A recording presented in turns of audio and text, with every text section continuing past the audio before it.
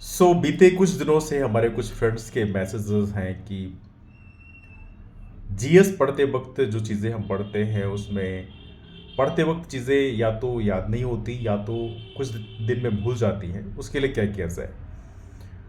वो देखिए, मैं आपको बताना चाहता हूँ, पहली बात तो ये है कि जो जनरल स्टडीज़ है, ये कोई रॉकेट साइंस नहीं है, तो ये बिल्कुल नॉर्मल है। ये आपके लिए करना कोई बहुत बड़ी बात नहीं, it's gonna be very easy for you.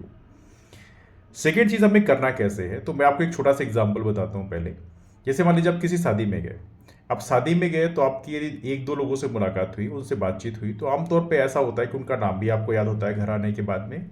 साथ में ये भी आपको याद रहता है कि वो कहाँ से हैं, कैसे जगह से ताल्लुक रखते हैं, everything you know about that. मतलब बहुत सारी इन्फॉर्मेशन आपको पता होती है। लेकिन मान लीजिए उसी शादी में आपकी मुलाकात 50-60 लोगों से करा दिया जाए, तो आई एम श्योर कि आप में आपको फिर ऐसा होता है कि उनमें से किसी एक या दो के भी फिर नाम आपको याद नहीं रहते हैं। क्यों? बिकॉज आपने माइंड में बहुत सारी इन्फॉर्मेशन जो है वो डाल दी है। तो पहली बात तो ये है कि आपको ये ध्यान रखना है कि पहली बार जब पढ़ें तो पढ़ते वक्त थोड़ी सी गैप रखें। ऑलराइट, आपको आराम से पढ़ना है, ऐसा नहीं करना है कि एक ही झटके में सारी चीज़ों को देख लेना है। आपको थोड़ा सा पढ़ना है, फिर उसके बाद उसको डाइजेस्ट करना है, फिर उसके बाद पढ़ना है, फिर थोड़ा पढ़ना है। मतलब इस लाइक आपके पढ़ाई करते वक्त गैप प्रॉपर तरीके से होना चाहिए।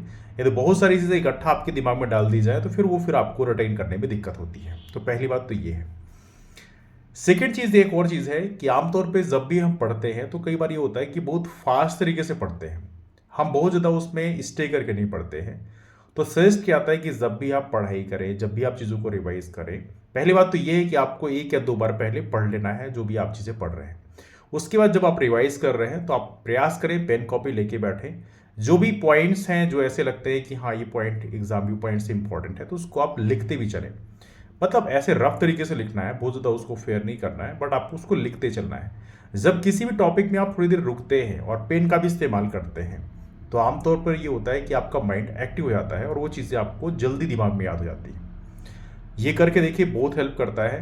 पहले भी आप लोगों को याद होगा, जब आप अपने एकेडमिक्स में जब ग्रेजुएशन में रहे होंगे तो वहाँ पर भी ऐसे ही याद करते रहोगे, पेन कॉपी लेके बैठते रहोगे and you use to right.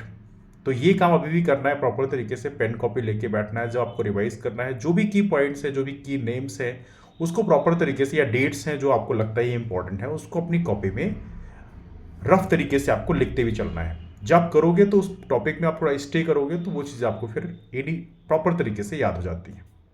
Alright.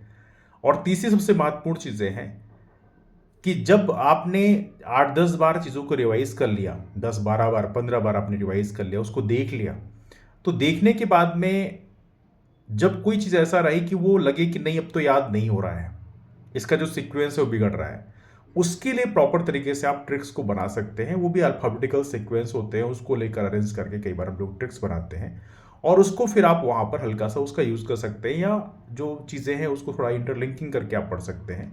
तो वहाँ पे आपको वो काम कर सकता है। लेकिन यदि आप ये सोचें कि पहले इंस्टेंस से मैं ट्रिक बनाऊंगा और उसको ऐसे करके याद करूंगा, that's not the healthy practice.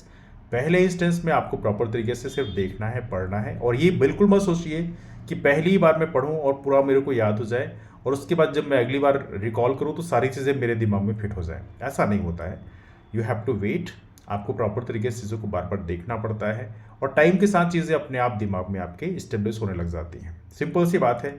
आपके 4-6 दोस्त हैं, आप उनसे यदि बार बार मिलते हैं, सभी दोस्तों से मिलते हैं, उनको थोड़ा वक्त देते हैं, तो आमतौर पर ये होता है कि उन दोस्तों के बारे में आपको नाम भी याद हो जाता है, उनके बारे में वो कहाँ से बिलोंग करते हैं, उनके मदर फादर के भी नाम कई बार याद हो जाते हैं। साथ में उनके बाकी जो एक्टिविटीज़ है उनके बारे में भी आपको चीज़ें थोड़ा सा दिमाग में आने लग जाती है। सेम वही चीज़ आपके जीएस के साथ में है। जीएस बहुत ही इजी टॉपिक है, थोड़ी फैक्ट्स ज़्यादा होते हैं, लेकिन उसके लिए ज़रूरी है कि आप उससे बार बार गुजरो, तो आपको चीज़ें आसानी से आ जाती हैं। It's not like rocket science. आपके जो कोर फिजिक्स केमिस्ट्री कॉन्सेप्ट्स हैं या बायो कॉन्सेप्ट हैं, मेडिकल कॉन्सेप्ट हैं, इट्स नॉट दैट कॉम्प्लिकेटेड। ये सिंपल है, आपके लिए करना बहुत ही आसान है। लेकिन हाँ, ये है कि आपको अंदर बना के रखना है कि थोड़ा सा आपको समय उसके लिए देना पड़ेगा। जब आप समय देंगे तो अपने आप चीज़ें आपके दिमाग में वो सेटल होने लग जाएंगी। तो आई एम श्योर ये जो एडवाइस है थोड़ी आपके लिए हेल्पफुल रहेगी। बाकी आपके फर्दर जो डाउट्स हैं वो आप नीचे कमेंट के माध्यम से पूछ सकते हैं। That's all for now, thanks so much.